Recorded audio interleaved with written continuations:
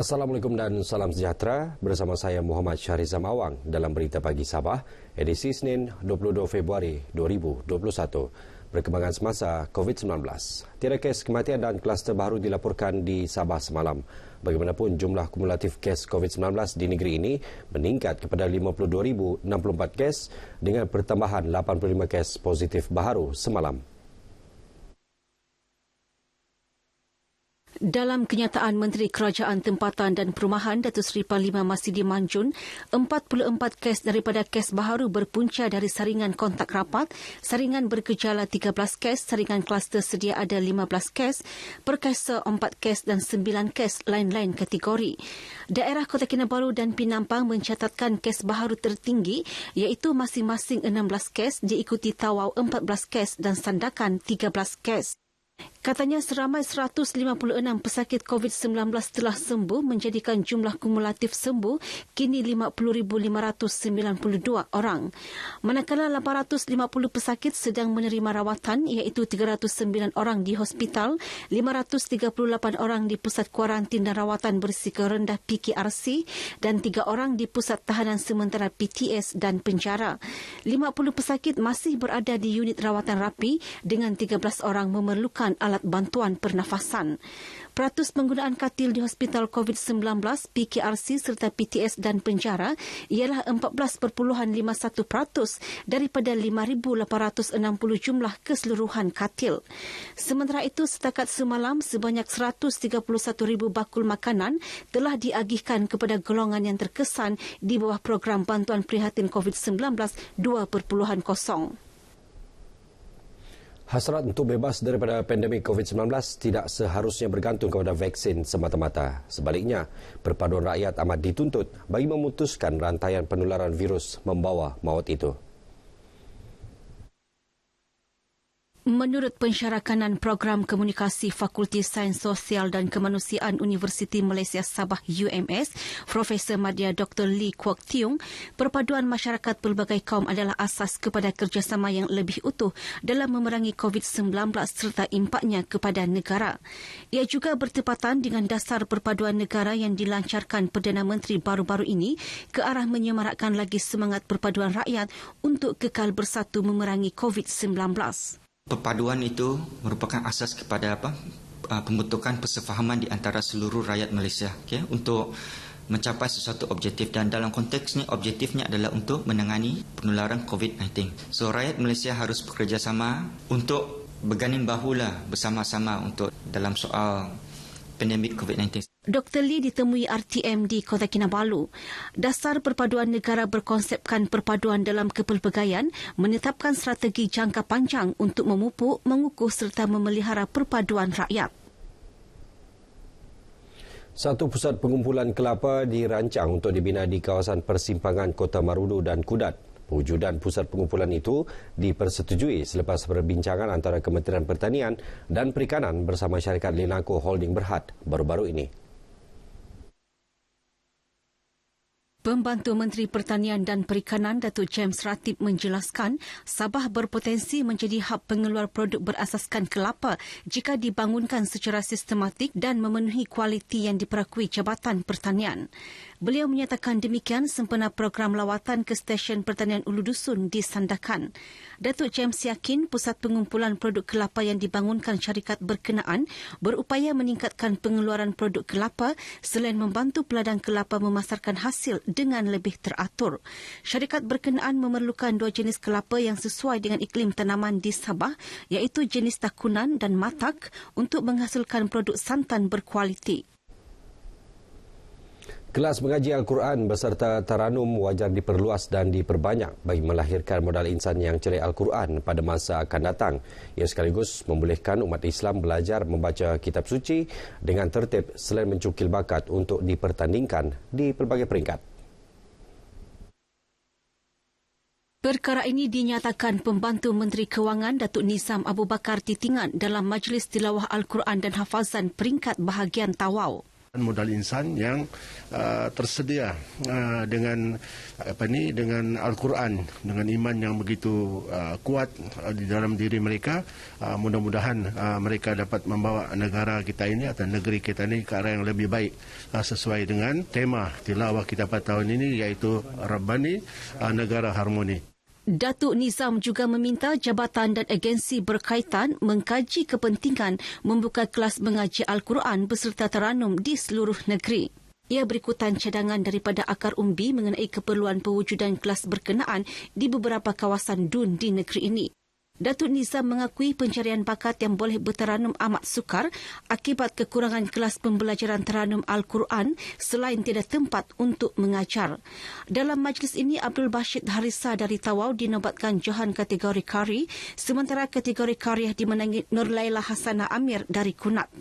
Kedua-dua mereka akan mewakili Tawau ke pertandingan Majlis Tilawah Al-Quran peringkat negeri awal Mac depan. Pertandingan Majlis Tilawah Al-Quran peringkat bahagian sedang dilaksana di seluruh negeri bagi mencari wakil ke peringkat saringan dan seterusnya ke peringkat negeri Mac depan. Pengarah Jabatan Hal Ehwal Agama Islam Negeri Sabah Jahins, Datuk Saiful Zaman Sangul berharap Qari dan Qariah sentiasa mempertingkatkan kualiti bacaan dengan membaca Al-Quran sebahagian rutin kehidupan seharian. Kita mengharapkan supaya Qari dan Qariah kita ini sentiasa mempertingkatkan kualiti bacaan, dan kita mengharapkan juga ini adalah di antara supaya kita dapat mencintai Al-Quran ini untuk pemuda-pemuda kita, supaya semuanya anak-anak Islam ini dia boleh baca Quran dengan baik dan menjadikan Quran itu jadi kehidupan kita seharian. Beliau ditemui pemberita RTM dalam Majlis Tilawah Al-Quran peringkat Pantai Barat Utara 1442 Hijrah 2021 Masihi di Kudat. Dalam majlis ini, Johan dan Johan Qari, Muhammad Umar Jiman mewakili Kota Belut dan Tuan Aufa Tuan Otman dari Kudat akan bertanding di peringkat saringan untuk meraihkan diri ke Majlis Tilawah Al-Quran peringkat negeri. Seramai 10 peserta terdiri 7 Qari dan 3 Qariah mewakili Kudat, Pulau Banggi, Kota Belut, Matunggung, Kota Marudu, Pitas dan Ranau menyertai pertandingan tersebut.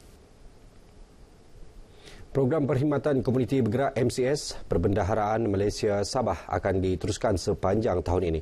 Pelaksanaan program itu akan disatukan dengan program-program lain bagi melancarkan perkhidmatan kerajaan kepada rakyat khususnya di luar bandar.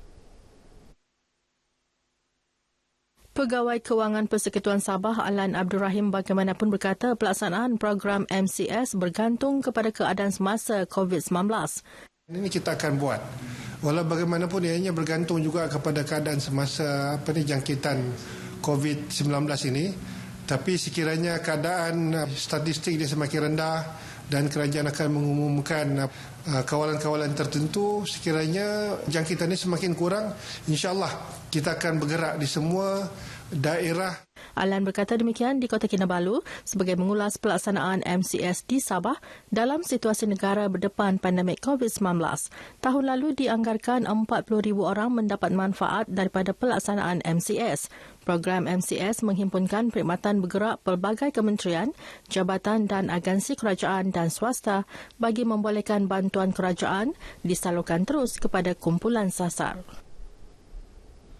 My Fund Action Sabah menerusi misi kemanusiaannya menyasarkan untuk membantu 100 golongan asnaf setiap bulan di setiap kampung berbanding 35 penerima sebelum ini.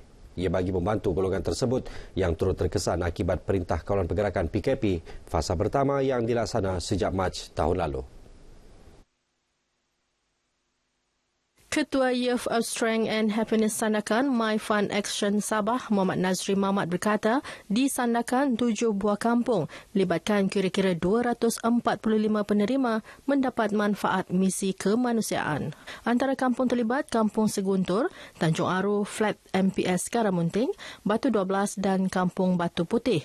Pada tahun 2021 ini target kami ialah setiap bulan 100 asnaf yang mana untuk seluruh Sabah 500 penerima asnaf setiap bulan. Yang ini yang saya dapat melibatkan daerah Kota Kinabalu, Ladatu, Tawau dan Sandakan. Beliau ditemui RTM dalam majlis penyampaian bantuan kepada 83 golongan asnaf dari 3 buah kampung di Masjid At-Taqwa, Projek Perumahan Rakyat PPR Gum-Gum Sandakan. Sementara itu, penerima bantuan menzahirkan terima kasih.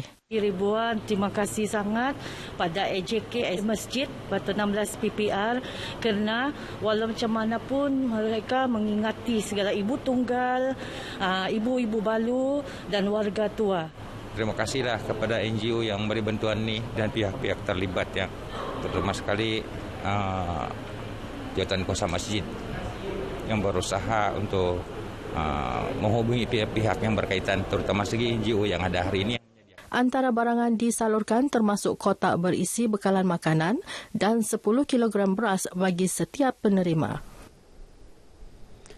Persatuan Ibu Tunggal Serinita Sandakan akan terus melaksanakan projek amal food bank. Pengurusinya Aida Royana Abdurrani berkata pihaknya mahu membantu lebih ramai golongan asnaf khususnya fakir miskin dan ibu tunggal di daerah Sandakan. Katanya menerusi projek berkenaan, para penerima yang berdaftar akan menerima bantuan setiap bulan dengan pengagihan diadakan pada hujung bulan. Borang boleh dapatkan dengan kami lah, dengan Persatuan Ibu Tunggal. Kemudian borang itu kami akan proses lah dan kita akan panggil seandainya mereka layak. Dan untuk bantuan yang ini kita hanya utamakan walaupun dia bergelar asnaf, tetapi kita tidak bagi kepada yang belum berkeluarga. Beliau berkata demikian kepada media selepas majlis perasmian projek amal food bank di Sandakan yang dirasmikan Pegawai Kemajuan Masyarakat Dun Sungai Sibuga Azizul Nasri. Membantu pihak kerajaan untuk menyalurkan bantuan-bantuan kepada asnaf fakir miskin khususnya di Sandakan inilah yang memang memerlukan. Seramai 82 asnaf fakir miskin dan ibu tunggal menerima sumbangan program julung kali ini yang diadakan dengan kerjasama Pasaraya Maidin. Sumbangan barangan keperluan asas atau keuangan boleh disalurkan kepada kaunter pengumpulan barang yang dibuka pada setiap Jumaat, Sabtu dan Ahad di Pasaraya berkenaan. Baik, sekian berita pagi Sabah. Terus budayakan norma baru. Patuhi SOP. Biasakan diri mengimbas My Sejahtera. Saya Muhammad Syarif Semawang. Salam hormat.